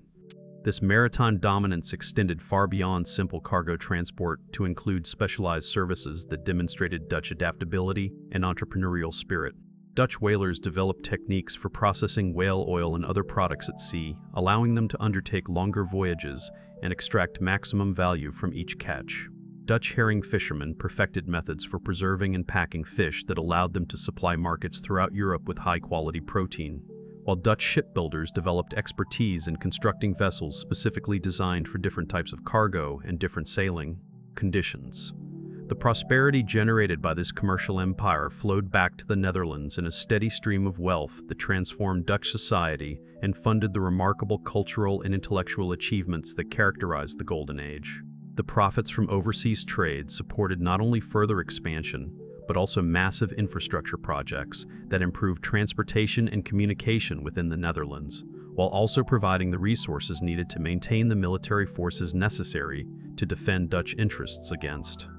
increasingly envious competitors. The circular relationship between commercial success and cultural achievement created a virtuous cycle that reinforced Dutch advantages in multiple areas simultaneously. The period from 1650 to 1680 witnessed the height of Dutch power and influence, as the Republic's military forces successfully challenged both English and French attempts to limit Dutch commercial expansion, while also demonstrating that small nations could compete effectively with much larger opponents when they possessed superior technology, better organization, and more efficient financial systems. The First Anglo-Dutch War from 1652 to 1654 established Dutch naval supremacy in European waters through a series of brilliant tactical innovations that maximized the advantages of Dutch ship design and seamanship while exploiting weaknesses in English naval organization and strategy. The conflict revealed fundamental differences in approach between the two maritime powers, with the English relying primarily on heavily armed warships designed to destroy enemy vessels through superior firepower, while the Dutch emphasized speed, maneuverability, and coordinated fleet actions that could overwhelm opponents through superior tactics rather than brute force. Dutch admirals like Martin Tromp and Michiel de Ruyter became legendary throughout Europe for their ability to outmaneuver larger enemy fleets and achieve decisive victories despite being outnumbered and outgunned. Their success rested not only on personal skill and courage, but also on the superior training and motivation of Dutch sailors, who understood that their prosperity and freedom depended on maintaining control of the seas. The subsequent conflicts with England and France during the 1660s and 70s demonstrated the Republic's continued ability to defend its interests against much larger opponents, while also revealing the enormous costs associated with maintaining independence in an increasingly competitive international environment. The raid on the Medway in 1667 represented perhaps the most audacious naval operation of the entire century, as Dutch forces penetrated deep into English territorial waters, destroyed or captured numerous warships, and towed away the English flagship as a trophy of victory. This humiliation of English naval power demonstrated Dutch tactical superiority, while also serving as a powerful symbol of the Republic's determination to protect its commercial interests regardless of the risks involved. These military successes reflected not only Dutch technological and tactical superiority, but also the Republic's unique political system, which combined decentralized governance with effective coordination in matters of national defense and foreign policy. The States General provided a forum for the 7 provinces to coordinate their activities while maintaining significant autonomy in domestic affairs, creating a flexible system that could respond quickly to changing circumstances while preserving local traditions and interests that had deep historical roots. This political arrangement, though sometimes criticized by foreign observers for its complexity and potential for deadlock, proved remarkably effective in mobilizing the resources needed for sustained competition with Europe's great powers. The federal structure of the Dutch Republic allowed different provinces to specialize in different aspects of the national effort, with Holland providing the bulk of financial resources, Zeeland contributing maritime expertise, and other provinces supplying specialized products or services that strengthened the overall system. This division of labor created efficiencies that larger, more centralized states often could not match, while also ensuring that all parts of the Republic had a stake in national success and a voice in determining national policy. The result was a political system that combined the advantages of unity with the benefits of diversity, creating a resilience that would prove crucial during the challenges that lay ahead. The intellectual and cultural achievements of the Dutch Golden Age paralleled and supported the Republic's commercial and military successes, creating a society that valued learning, innovation, and artistic expression to a degree that was remarkable for the 17th century. The University of Leiden became one of Europe's leading centers of learning, attracting scholars and students from across the continent while contributing to advances in fields ranging from medicine and astronomy to law and theology. The university's reputation for academic excellence and intellectual freedom drew refugees from less tolerant societies, creating a cosmopolitan atmosphere that enriched Dutch culture while also providing the Republic with access to knowledge and expertise that might otherwise have been. The relatively tolerant religious climate in the Netherlands, though not without its tensions and limitations, provided a haven for intellectual refugees from other parts of Europe and fostered an environment where new ideas could develop and flourish without the constraints imposed by rigid orthodoxy or political persecution. This tolerance was not merely a matter of principle but also reflected practical considerations, as Dutch merchants recognized that religious diversity could be good for business by attracting talented individuals and creating connections with communities throughout Europe and beyond. The result was a society that was more open to innovation and change than most of its contemporaries, creating conditions that favored both commercial success and cultural achievement. Dutch artists during this period created works that not only reflected the prosperity and confidence of their society, but also established new standards for realism and technical excellence that influenced European art for centuries to come. The Dutch approach to painting differed significantly from the grand historical and religious themes that dominated art in other European courts, instead focusing on subjects drawn from everyday life that reflected the values and experiences of a predominantly middle-class society. This democratic approach to art created a market for paintings that was far broader than the traditional patronage system, allowing artists to develop careers based on popular appeal rather than aristocratic favor. Rembrandt van Rijn's portraits and historical paintings demonstrated a psychological depth and technical mastery that earned him recognition as one of history's greatest artists. While his innovative use of light and shadow created dramatic effects that influenced generations of subsequent painters, Rembrandt's work reflected the complexity and sophistication of Dutch society during the Golden Age, capturing not only the external appearance of his subjects, but also their inner lives and emotional states with unprecedented sensitivity and skill. His paintings of wealthy merchants, their families, and their social activities provide invaluable insights into the daily life and values of the Dutch elite, while his religious and mythological works demonstrate the continued importance of traditional themes even in an increasingly secular society. Johannes Vermeer's intimate domestic scenes captured the quiet dignity and material comfort of Dutch middle-class life with unprecedented skill and sensitivity, creating images that seem to glow with an inner light that transforms ordinary moments into timeless works of art. Vermeer's paintings celebrate the domestic virtues that were central to Dutch culture, showing women engaged in everyday activities like reading letters, playing musical instruments, or preparing food with a reverence and attention to detail that elevates these simple tasks to the level of sacred rituals. The popularity of such genre paintings reflected the Republic's unique social structure, where merchant families and skilled craftsmen enjoyed a level of prosperity and social status that was unusual in the hierarchical societies of early modern Europe. The scientific revolution found particularly fertile ground in the Netherlands, where practical concerns about navigation, hydraulics, and optics combined with theoretical curiosity to produce remarkable innovations and discoveries that advanced human knowledge while also providing practical advantages for Dutch commerce and industry. The Dutch approach to science emphasized empirical observation and practical application rather than abstract theorizing, reflecting the same pragmatic attitudes that characterize Dutch approaches to politics, religion, and commerce. This practical orientation created an environment where scientific research was valued not only for its own sake, but also for its potential contributions to national prosperity and security. Christian Huygens made fundamental contributions to physics and astronomy that established him as one of the leading scientists of his generation, developing the pendulum clock that revolutionized timekeeping and navigation, while also discovering Saturn's moon Titan and advancing mathematical understanding of planetary motion and wave theory. Huygens's work demonstrated the close connections between theoretical science and practical applications, as his improvements in timekeeping had immediate benefits for Dutch navigators attempting to determine longitude during long ocean voyages, while his astronomical discoveries enhanced Dutch prestige in international scientific circles.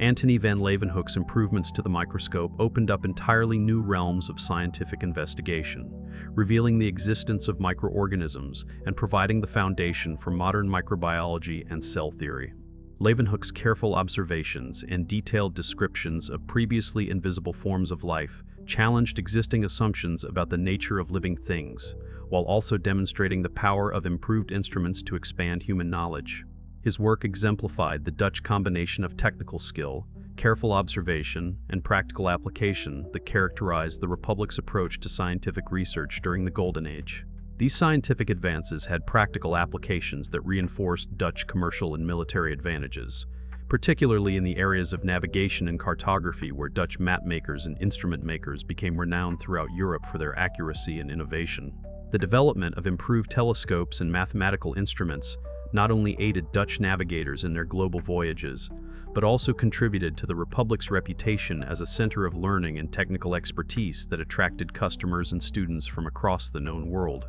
Dutch maps and navigational charts became standard equipment on ships of all nations, while Dutch scientific instruments were prized for their precision and reliability. The connection between scientific research and practical application created a self-reinforcing cycle that strengthened Dutch advantages in multiple areas simultaneously, as advances in one field often led to improvements in others that enhanced overall Dutch competitiveness. The development of better optical instruments improved both astronomical observation and microscopic research, while advances in mathematics enhanced both navigation and engineering. This integrated approach to knowledge and its applications gave the Dutch significant advantages over competitors who maintained more rigid distinctions between theoretical learning and practical skills. However, even as the Dutch Republic reached the height of its power and influence during the mid-17th century, the seeds of future challenges were already becoming apparent to careful observers who understood that success itself could create new problems and vulnerabilities. The very success of Dutch commerce created new competitors and resentments, particularly in England and France, where mercantilist policies increasingly viewed Dutch commercial dominance as a threat to national interests that required aggressive countermeasures.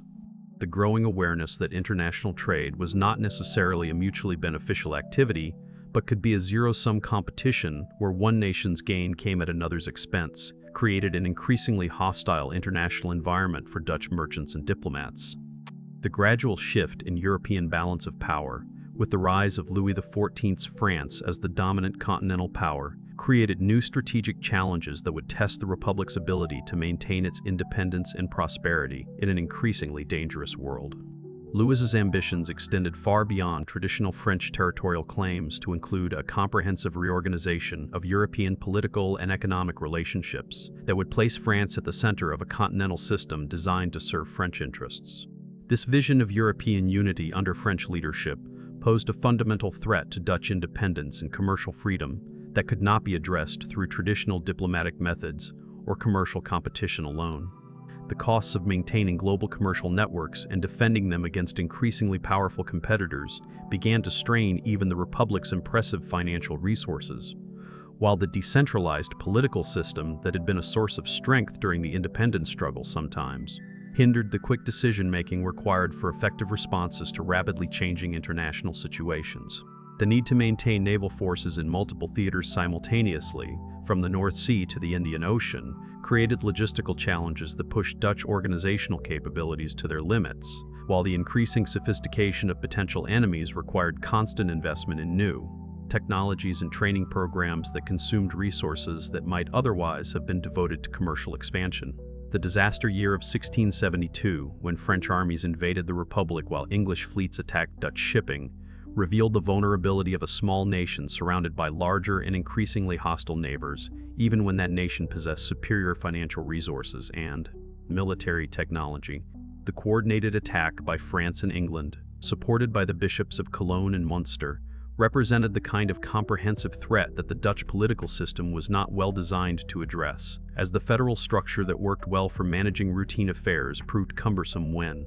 rapid, decisive action was required to meet existential threats. The crisis began with French forces crossing the Rhine and advancing rapidly through the eastern provinces, encountering little effective resistance from Dutch forces that had been dispersed to guard against multiple possible invasion routes. The speed of the French advance caught Dutch commanders off guard and created panic among the civilian population, while the simultaneous English naval attacks disrupted Dutch commerce and prevented the Republic from using its maritime advantages to compensate for weakness on land. The combination of military disaster and economic disruption created a political crisis that threatened to destroy the federal system and return the Netherlands to foreign domination after more than a century of independence.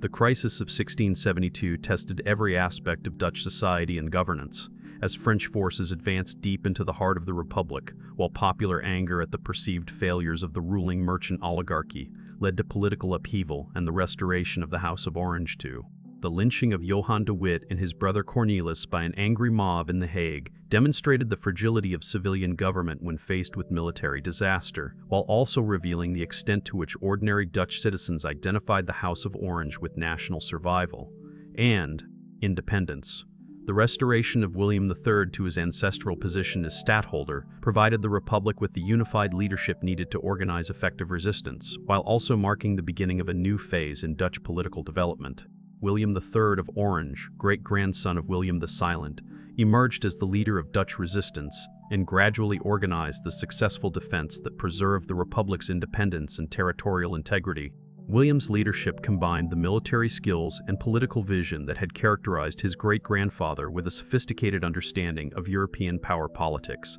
that reflected the changed circumstances of the late 17th century. His ability to coordinate military operations with diplomatic initiatives while maintaining popular support demonstrated the continued relevance of Orange leadership in times of national crisis, while also establishing him as a major figure in European politics whose influence would extend far beyond the borders of the Netherlands. The flooding of the Holland Waterline, a defensive system that used the country's unique geography to create an impenetrable barrier against invading armies, demonstrated the continuing relevance of the environmental factors that had shaped Dutch history since ancient times. The decision to flood vast areas of productive agricultural land in order to halt the French advance required enormous courage and determination, as it meant accepting immediate economic losses in order to preserve long-term independence. The success of this strategy vindicated centuries of Dutch investment in hydraulic engineering and water management, while also providing a dramatic demonstration of the lengths to which the Dutch people were prepared to go to preserve their freedom.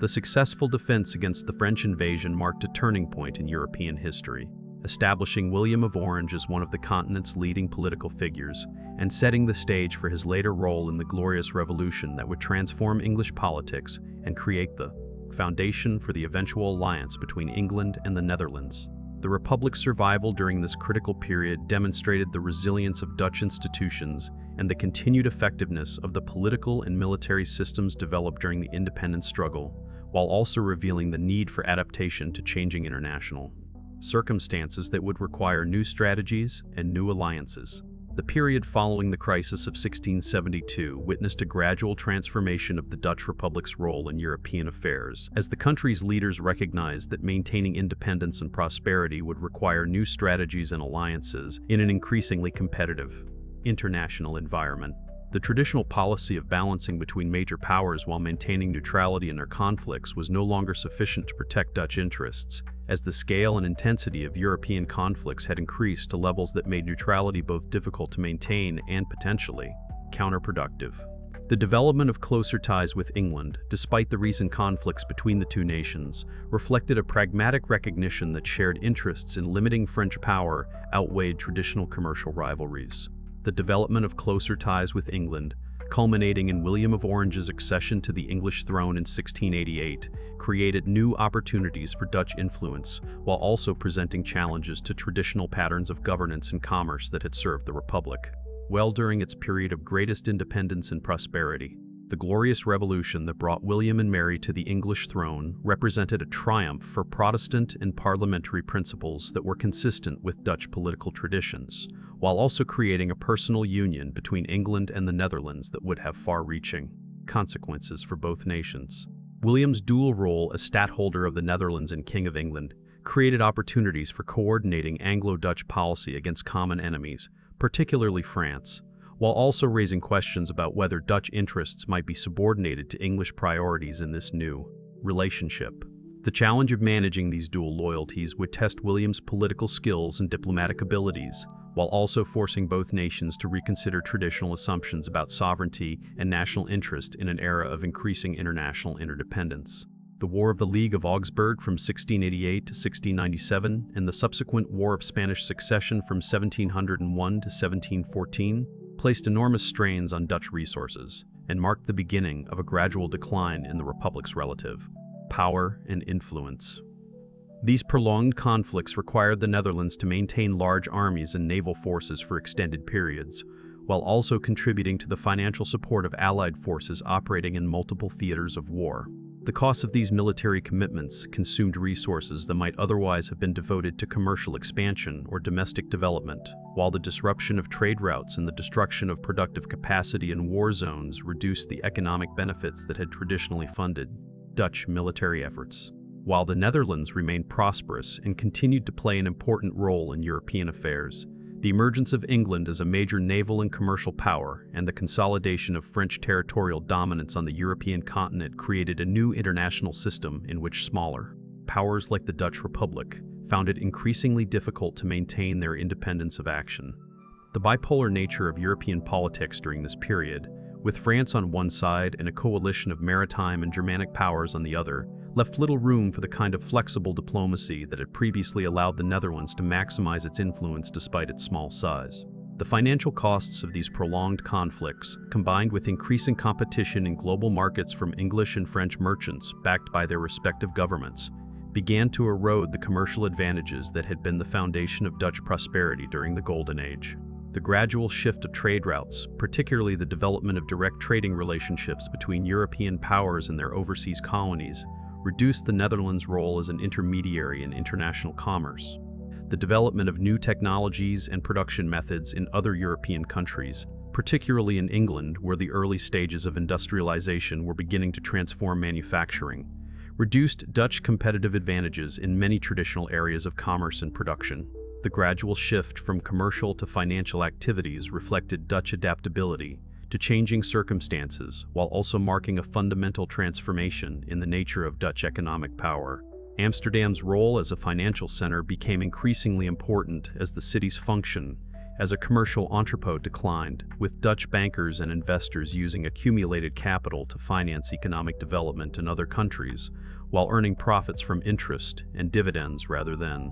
direct trade. This transition from commercial to financial capitalism allowed the Netherlands to maintain its prosperity despite the loss of commercial dominance, while also creating new forms of international influence based on capital flows rather than trade relationships. Despite these challenges, the Dutch Republic continued to demonstrate remarkable adaptability and innovation in responding to changing circumstances. Drawing on centuries of experience in managing complex political and economic relationships while adapting traditional institutions and practices to meet new needs. The development of new financial instruments and banking practices maintained Amsterdam's position as an important financial center, even as the city's role in international trade gradually diminished. Dutch innovations in areas such as life insurance, pension funds, and government bond markets created new sources of revenue while also providing models that other European nations would eventually adopt. Dutch expertise in hydraulic engineering and land reclamation remained in high demand throughout Europe, as other nations sought to apply Dutch techniques to their own water management challenges, while also benefiting from Dutch experience in creating productive agricultural land from previously unusable marshes and wetlands. The continued development of new polders within the Netherlands demonstrated that the country retained its technical leadership in this crucial area, while also providing additional agricultural land that supported population growth and economic development during a period when territorial expansion was no longer possible.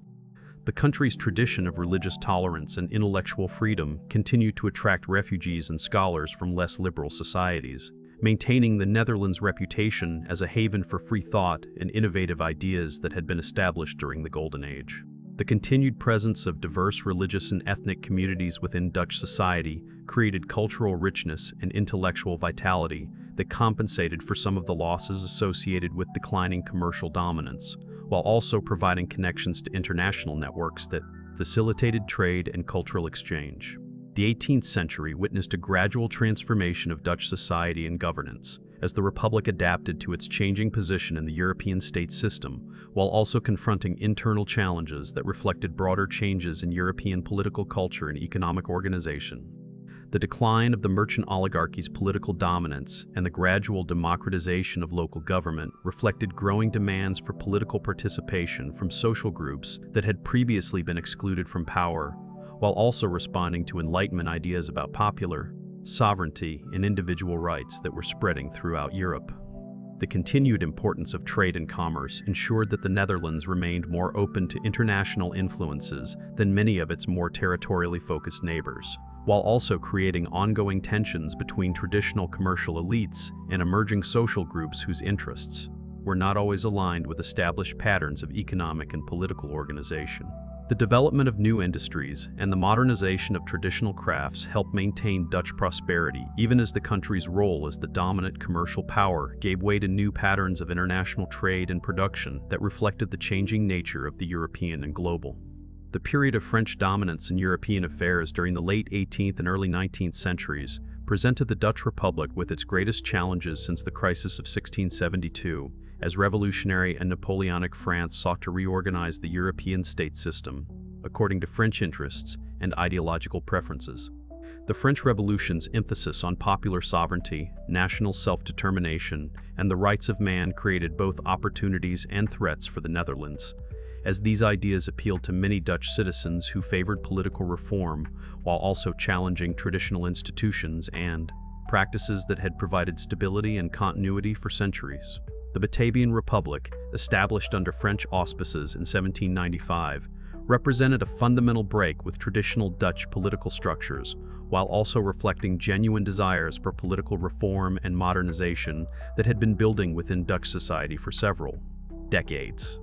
The new republic's constitution incorporated many Enlightenment principles while also attempting to preserve elements of traditional Dutch federalism, creating a hybrid system that satisfied neither traditional conservatives nor radical reformers. The challenge of governing under foreign oversight while maintaining some degree of autonomy tested Dutch political skills and revealed both the strengths and weaknesses of traditional Dutch approaches to governance and diplomacy. The French period, though often viewed negatively by later Dutch historians who emphasized the loss of independence and the economic costs of French domination, actually contributed to important modernizations of Dutch law, administration, and social structures that would prove valuable during the Benstreis country's subsequent development as a modern European nation.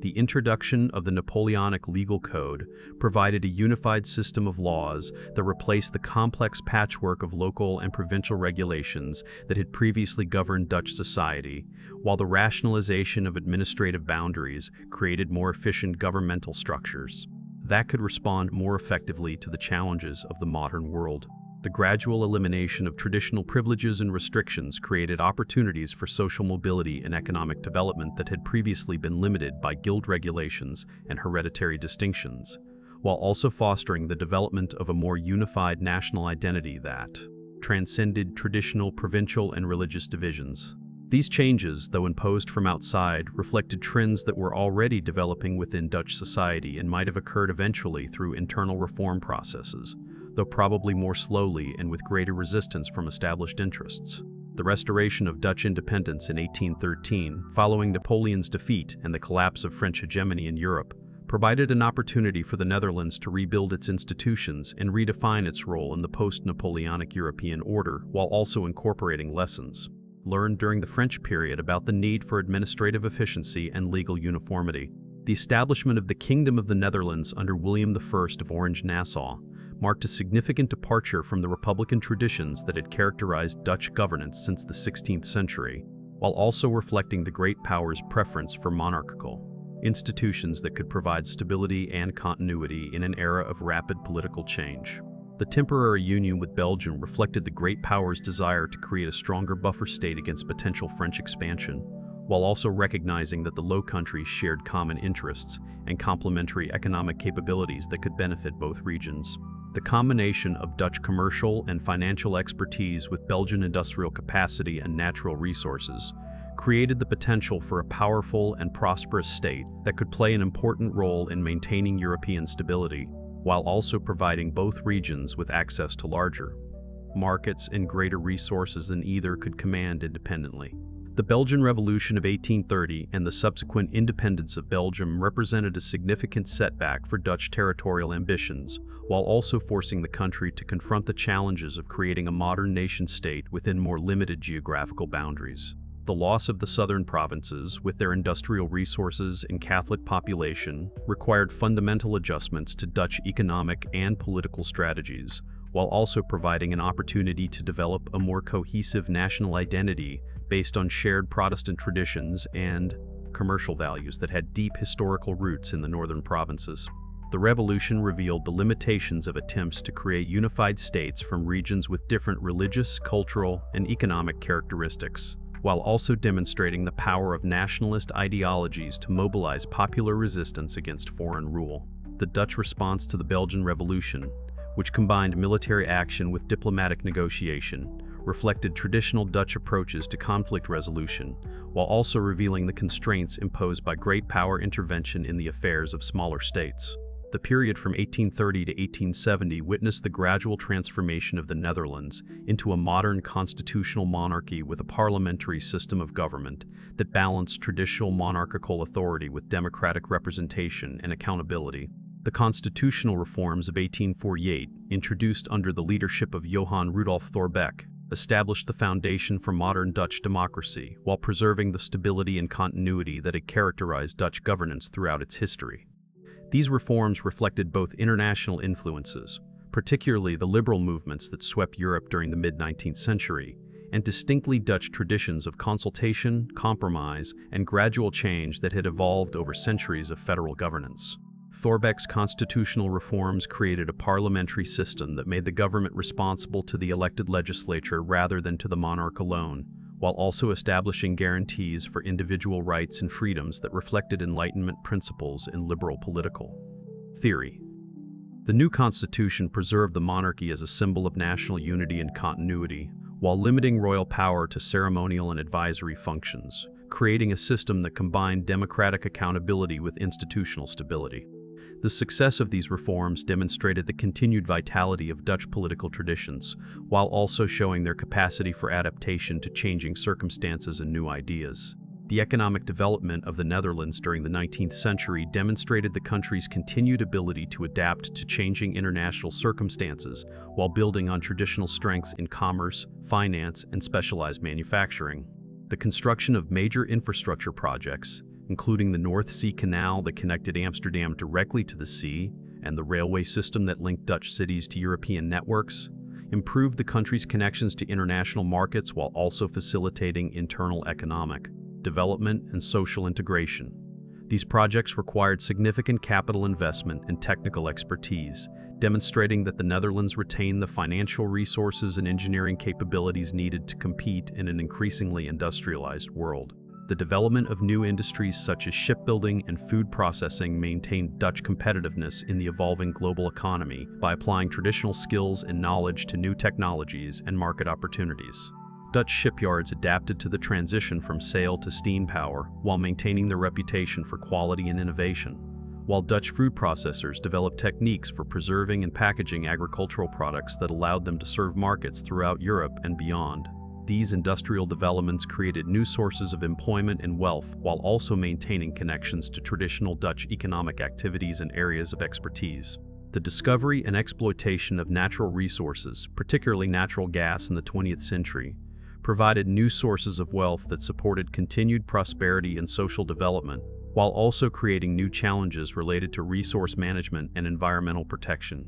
The development of the Groningen gas fields transformed the Dutch economy and provided the government with revenues that funded extensive social programs and infrastructure investments, while also raising questions about long-term sustainability and the environmental consequences of resource. The colonial empire in the Dutch East Indies became increasingly important to the Netherlands economy during the 19th and early 20th centuries, providing both raw materials and markets that supported Dutch prosperity, while also creating moral and political challenges that would eventually contribute to the empire's dissolution. The cultivation system introduced in Java during the 1830s generated enormous profits for the Dutch treasury, while also imposing severe hardships on the Indonesian population, creating tensions between economic interests and humanitarian concerns that would persist throughout the colonial period. The ethical policy introduced in the early 20th century reflected growing awareness of the responsibilities that accompanied colonial rule, as Dutch administrators and intellectuals began to question the moral foundations of colonial exploitation, while also recognizing that sustainable Colonial relationships required attention to the welfare and development of colonial populations.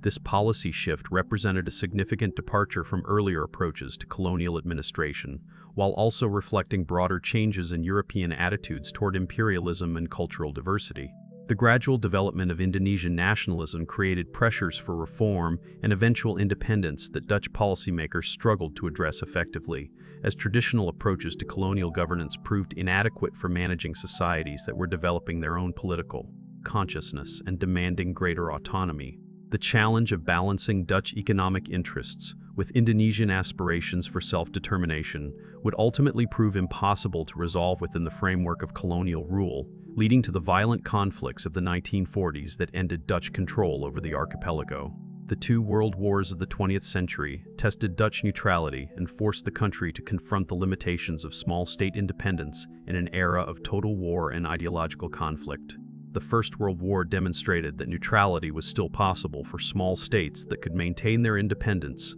through careful diplomacy and balanced relationships with all belligerents, while also revealing the economic and social costs of isolation from the broader European community. During periods of intense conflict, the German invasion of May 1940 ended centuries of successful Dutch neutrality and subjected the country to 5 years of brutal occupation that devastated the economy, decimated the Jewish population, and challenged traditional Dutch values of tolerance and accommodation. The experience of occupation revealed both the strengths and weaknesses of Dutch society, as some citizens collaborated with the occupiers, while others organized resistance movements that demonstrated remarkable courage and determination in the face of overwhelming odds. The Holocaust in the Netherlands resulted in the murder of approximately 75% of the Dutch Jewish population, representing one of the highest mortality rates in Western Europe and creating a permanent scar on Dutch national consciousness that would influence post-war discussions about tolerance, diversity, and national identity.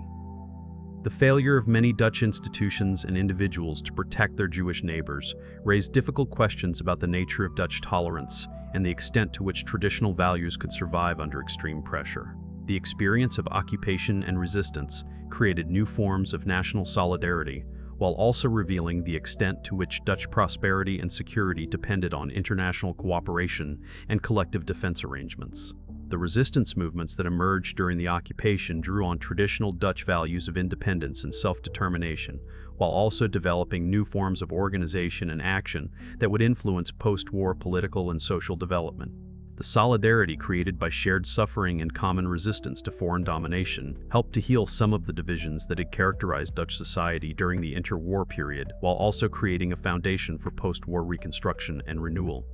The post-war reconstruction of the Netherlands demonstrated remarkable resilience and adaptability as the country rebuilt its economy, modernized its social institutions, and redefined its role in the emerging Cold War international system. The Marshall Plan provided crucial financial assistance that accelerated reconstruction, while also integrating the Netherlands more closely into the Western economic and political system. The decision to abandon traditional neutrality and join NATO reflected a fundamental reassessment of Dutch security needs based on the recognition that small states could no longer guarantee their independence through isolation or balanced diplomacy. Participation in the early stages of European integration represented a commitment to multilateral cooperation that built on centuries of Dutch experience in managing complex political relationships within decentralized governance structures, while also reflecting recognition that European unity offered the best hope for preventing future wars and ensuring continued prosperity.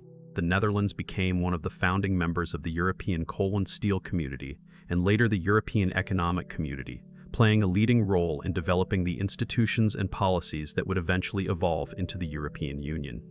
The decolonization process, particularly the loss of Indonesia in 1949, marked the end of the Dutch colonial empire while also forcing the country to develop new strategies for maintaining international influence and economic prosperity without relying on colonial resources and markets.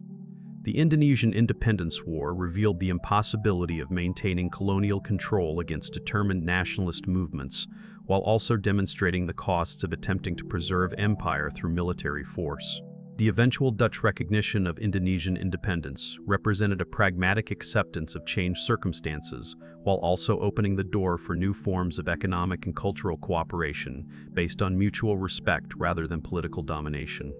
The relatively peaceful transitions in Suriname and the Netherlands Antilles reflected lessons learned from the Indonesian experience, as Dutch policymakers developed more flexible approaches to decolonization that emphasized negotiation and gradual transition rather than military confrontation. The maintenance of special relationships with former colonies through development assistance and cultural exchange programs demonstrated the possibility of preserving beneficial connections without formal political control, while also reflecting Dutch recognition of continuing responsibilities to societies that had been shaped by centuries of colonial rule. The social and cultural transformations of the 1960s and 70s reflected broader European trends, while also drawing on distinctly Dutch traditions of tolerance, pragmatism, and consensus building that had characterized the country's approach to social change throughout its history. The sexual revolution, the youth movement, and the emergence of new forms of political activism challenged traditional authorities and social arrangements, while also building on Dutch traditions of individual freedom and social experimentation that had deep historical roots.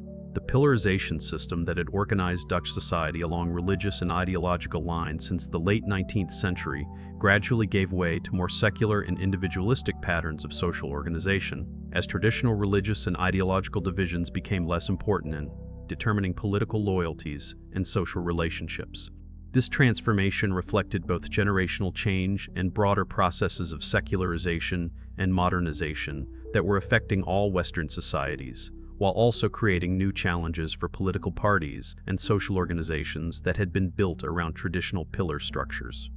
The development of comprehensive welfare state institutions reflected commitments to social solidarity and collective responsibility that built on centuries of Dutch experience with cooperative institutions and mutual aid societies, while also responding to new understandings of social citizenship and individual rights that had emerged from the experiences of depression and war. The Dutch welfare state combined generous social benefits with active labor market policies that encouraged employment and economic participation, creating a model that balanced individual security with collective prosperity. The Netherlands' role in the development of the European Union has reflected both the country's historical commitment to international cooperation and its particular expertise in managing complex multilateral relationships within federal or confederal political structures. Dutch leadership in areas such as environmental policy, international law, and economic integration has drawn on centuries of experience in dealing with similar challenges at the national level. While the country's small size and strategic location have made it a natural advocate for supranational institutions and collective decision-making processes, the challenges of European integration have also tested Dutch political traditions and institutions, as the transfer of sovereignty to European institutions has required adjustments to traditional patterns of democratic accountability and popular participation in political decision-making. The Dutch approach to European integration has emphasized the importance of maintaining democratic legitimacy and popular support for European institutions, while also recognizing the need for effective governance at the European level. The modern Netherlands represents a successful synthesis of historical traditions and contemporary innovations, combining respect for the past with openness to change in ways that have maintained social cohesion while adapting to rapidly evolving international circumstances. The country's continued prosperity, despite the loss of its colonial empire and the relative decline of its traditional commercial advantages, demonstrates the enduring relevance of Dutch values such as hard work, innovation, tolerance, and cooperation that have characterized the society since its emergence as an independent nation in the 16th century. Contemporary Dutch society faces new challenges related to immigration, multiculturalism, and the integration of diverse populations that reflect both the opportunities and difficulties created by globalization and European integration. The arrival of significant numbers of immigrants from former colonies, Mediterranean countries, and more recently from Africa and the Middle East has created new forms of diversity that test traditional Dutch approaches to tolerance and social integration, while also enriching Dutch culture and society in important ways. The challenges facing the contemporary Netherlands, including climate change, demographic transitions, and the need to maintain competitiveness in a globalized economy, require the same kinds of creative problem-solving and collaborative approaches that enabled previous generations of Dutch leaders to navigate successfully through periods of crisis and transformation. The country's experience in managing diversity, both religious and ethnic, provides valuable lessons for other European societies struggling with similar challenges. While Dutch expertise in areas such as water management and sustainable development offers practical solutions to global problems that threaten the welfare of all humanity.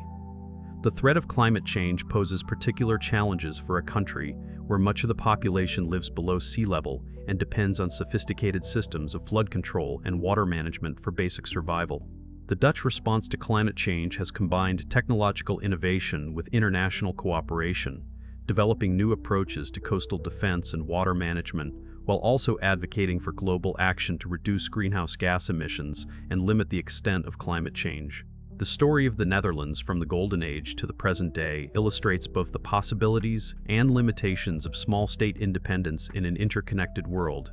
demonstrating how geographical constraints and resource limitations can be overcome through innovation, cooperation, and adaptability, while also revealing the continued importance of international relationships and collective institutions in ensuring security and prosperity. The Dutch experience suggests that success in the modern world requires not the pursuit of autarky or dominance, but rather the development of specialized capabilities and collaborative relationships that create mutual benefits and shared responsibilities among nations and peoples committed to peaceful coexistence and common progress.